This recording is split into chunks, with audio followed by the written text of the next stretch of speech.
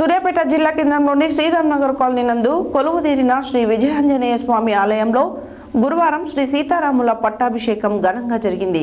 ఆలయ అర్చకులు మంగిగంటి వరదాచార్యులు సీతారాములకు పంచామృత అభిషేకం నిర్వహించి ఉత్సవమూర్తులకు ప్రత్యేక అలంకరణ చేశారు.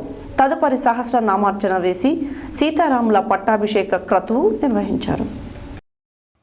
సూర్యాపేట జిల్లా కేంద్రంలోని శ్రీరామ్ నగర్ కాలనీ నందు కొలువుదీరిన శ్రీ విజయాంజనేయ స్వామి ఆలయంలో గురువారం శ్రీ సీతారామ పట్టాభిషేకం ఘనంగా జరిగింది.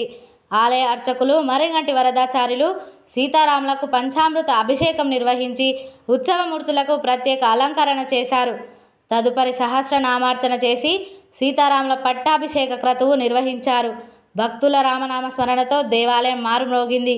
ఈ కార్యక్రమంలో ఆలయ సహాయ అర్చకులు ముడుంబై రఘువరన్ ఆచార్యులు, మరిగంటి శ్రీదేవి, ముడుంబై సారిక, ఆలయ ట్రస్టీ చైర్మన్ కొప్పుల కరుణాకర్ రెడ్డి, పద్మ, ఆదినారాయణ, పద్మ, వెన్న శ్రీనివాస్ రెడ్డి, కవిత, మాధవి, శ్రీదేవి, రజిత, ఆలయ కమిటీ సభ్యులు, భక్త బృందం పాల్గొని తీర్థ ప్రసాదాలు స్వీకరించారు.